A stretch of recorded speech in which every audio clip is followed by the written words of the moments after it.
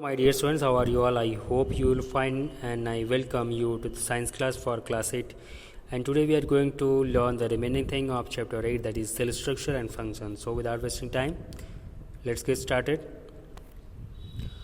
So we have learned that all the living organisms are made up of cells. Okay, yes, and the cell was discovered by the scientist named Robert Hooke.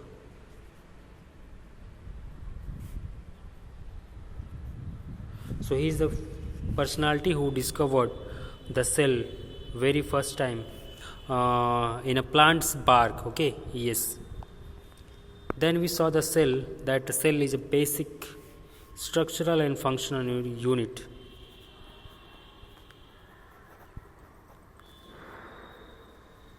Structural as well as functional. Okay, yes. That means all things are made up of cell. Okay, yes. Then yes, today's class we will study variety in cell number, size and shapes. So cell differ in number, cell differ in shape, cell differ in size. Okay, yes, means cell has many organism. Okay, so first of all the cell number. Okay, cell number. So many organisms are there which are made up of only one cell, and there are many organisms which are made up of different or large cell. Okay, yes. So those organisms which are made up of only one cell, those are called unicellular. Okay, uni means one. So such organisms are amoeba, paramecium and euglena. Okay, yes, they are they are microscopic. Obviously we cannot see them with just our this unaided eyes. Okay, we need microscope to see them. Okay, yes, but it is not that they do not their activities are different. Okay, yes, they perform all the activities which we perform. Okay, like breathing, like nutrition, like reproduction. Okay, all these things are performed by these organisms. Okay, yes, but since their body is very simple, so all these activities are very simple. Okay, yes. So just take one example, that if amoeba, how the respiration take place in amoeba. Okay, yes. So mostly it is found in water. So the present oxygen present in water. Okay, oxygen present in water, the amoeba absorb it. Okay, इसको ऐसे ही ये अपने walls के through ही absorb कर लेता है. ठीक है, yes. So the oxygen is absorbed by the amoeba. Okay, yes, then it enter its body and then amoeba use it. Okay, and then the CO2 which is being produced, it just throw it out from its body. Okay, simply इसको अपने body से, अपने body cell से बाहर इसको throw कर देता है, as simple. Whereas if you talk about in our body, so we cannot take this oxygen from our waist, we cannot take it up from our hand, we cannot take it out from our leg. No, we have a special mechanism. We take it from our nose, then it goes through nostril, and then this whole thing is performed by our lungs. Okay, yes. So we have a special organ called lungs to perform the breathing. Okay, yes. So those organisms which are made up of millions and billions of cells, those are called multicellular. Okay, yes. So thus all the plants, all the animals, okay, all the human being, all the insects, okay, all they are multicellular. Okay, yes. So yes, since their body is so complex that they require different organ for different functioning. Okay, yes, just like for breathing we have lungs, for this circulation we have a heart. Okay, and different organs we have. Then next is Okay, so this single cellular and multicellular we can understand with the help of a structure of the houses. Suppose this is a house with a single room, okay, and this is a multi-room house. Then this is a multi-room plus multi-story, multi-floor house, not house, it's a building, and this is a skyscraper, Burj Khalifa, which is in UAE. Okay, so you can understand इसमें का function और इसमें का function, the difference in this इसमें जो function होगा, इसमें जो फंक्शन होगा, जो एक्टिविटी इसमें होगी, इसमें होगी, और इसमें और इसमें। हमें कोई भी काम करना है ये वाले रूम में, सिंगल जो रूम है, सिंपली हम लोग ये गेट से निकलेंगे बाहर, अपना काम करके सिंपली ये गेट से अंदर चले जाएंगे। ठीक है, कुछ भी करना है, हमको कुछ वेस्ट मटेरियल बाहर निकालना है, ठीक है, कुछ हमको या बाहर से अंदर लेके जाना है, सिंपली हम लोग एक गेट से अंदर जा सकते हैं। लेकिन इसमें थोड़ी सी कॉम्प्लेक्सिटी बढ़ जाएगी क्योंकि इसमें बहुत सारे रूम हैं, थोड़ी सी और कॉम्प्लेक्सिटी इसमें बढ़ेगी और इसमें बहुत ज़्यादा कॉम्प्लेक्सिटी बढ़ जाएगी। ठीक है, यस, इसमें आने जाने के लिए भी लिफ्ट चाहिए, एस्केलेटर चाहिए,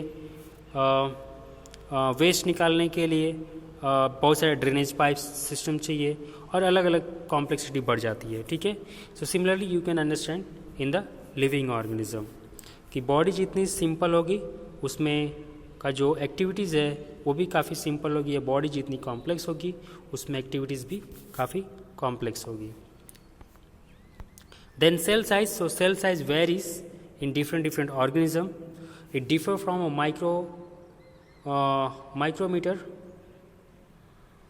micrometer to few centimeter. ठीक है, यस, मीन्स न दिखने वाले सेल से दिखने, इतने बड़े सेल भी होते हैं कि जो हमें दिख सकते हैं, और इतने छोटे सेल होते हैं कि ताकि वो हमें दिखे भी नहीं, इतने छोटे होते हैं कि माइक्रोस्कोप से भी जल्दी नहीं दिखेंगे, उनको काफ़ी जूम करने के बाद दिखते हैं। ठीक है, तो इतने छोटे सेल होते हैं, और इतने बड़े सेल भी होते हैं, एक ही सेल होगा, इतना बड़ा भी होगा, जिसको हम बिना माइक्रोस्कोप के ऐसे भी देख सकते हैं। तो कौन सा ऐसा जो सेल है जिसको हम लोग नहीं देख सकते? So the smallest cell is that of bacterium.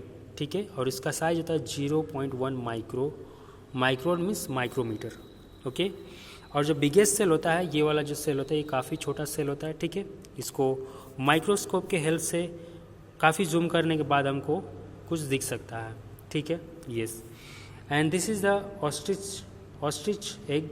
Okay, जो कि 170 mm टू 135 mm होता है, यानी एक फुटबॉल के साइज का होता है लगभग, जिसको हम लोग ऐसे ही देख सकते हैं। ठीक है, yes, so cell size it differ about its functioning. Okay, that means ऐसा नहीं है कि अगर कोई एनिमल है काफ़ी जो बड़ा है, take the example of elephant अगर बड़ा है, लायन एंड रैट, ऐसा नहीं है कि एलिफेंट एक बड़ा एनिमल है तो इसका जो सेल्स होंगे वो काफ़ी बड़े बड़े होंगे, नहीं। ऐसा नहीं कि जो रैट है, जो ये तो एलिफेंट के कंपैरिजन में काफ़ी छोटा है तो इसको सेल्स एलिफेंट के सेल से काफ़ी छोटे होंगे, नहीं। दोनों या लगभग तीनों का जो सेल साइज, जो बेसिक स्ट्रक्चर जो है वो सेम है। ठीक है, यस, मतलब कि अगर आपको एक सिंगल रूम घर बनाना है या एक 2 फ्लोर का घर बनाना है, लेकिन जो ईंट होगी वो तो सेम होगी ना।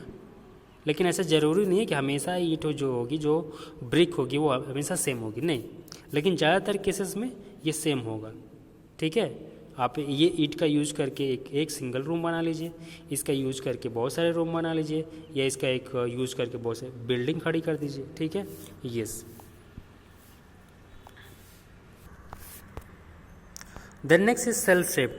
Okay, then cell shape also varies from different organisms to different organism. Okay, some and it also depend on its functioning. Okay, so जो सेल का जैसा फंक्शन होता है उसके अकॉर्डिंगली उसका शेप भी होता है। ठीक है, जैसे कि बैसिलस जो होते हैं उनका जो शेप होता है, जो बैक्टीरिया होती हैं उनका जो शेप होता है रॉड शेप होती है, जो कॉकस होता है उसका स्फेरिकल होता है। ओके, देन स्पाइरल हो सकता है। देन जो हमारे रेड ब्लड सेल्स होते हैं उसके राउंड और बाइकॉनकेव होता है। ठीक है, जैसे जो वाइट ब्लड वेसल थे उसको अमीबॉइड होता है, मतलब कि इसका जो सेल होता है, जो इसका शेप होता है वो चेंज होते रहता है। जो अमीबा होता है उसका भी शेप फिक्स नहीं होता है, अमीबा एंड प्लस जो वाइट ब्लड सेल्स हमारे बॉडी के होते हैं, ये जो दो चीज़ें ऐसी हैं जिनका शेप फिक्स नहीं होता है, वो चेंज होते रहता है। ठीक है, यस। फिर और कैसे सेल्स होती हैं, ऐसे ऐसे सेल्स होती हैं, इनका कैसे लॉन्ग एंड नैरो सेल्स हो सकती हैं। देन किडनी शेप की सेल्स होती हैं, यानी जो लिप्स में हमारा जो स्टोमेटा हमने पढ़ा है, ठीक है, स्टोमेटा हमने जो ओपनिंग पढ़ा गया, stomata is a small opening, तो ओपनिंग को क्लोज और बंद ओपन करने का जो काम करते हैं गार्ड सेल, तो वो कुछ ऐसे होते हैं। ठीक है, यस। देन कुछ सेल ब्रांच्ड होते हैं और लॉन्ग होते हैं।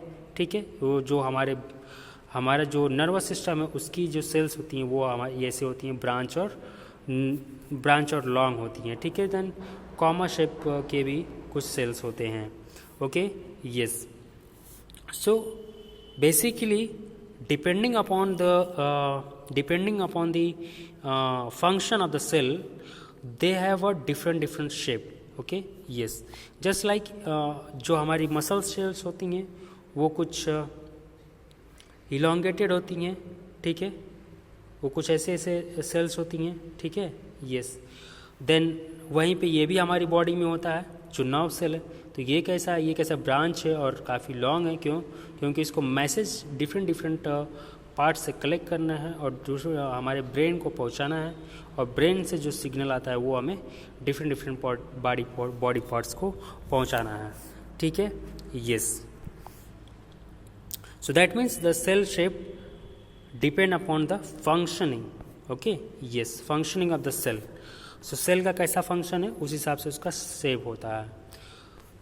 Okay, yes, so that's all for today's class. If you have any doubt, please ask. And here you have some question, try to attempt it. Like write about the unicellular and multicellular organisms. What is the smallest and which is the largest cell? Okay, yes, so you have to answer them. Thank you so much. Keep studying. Bye bye.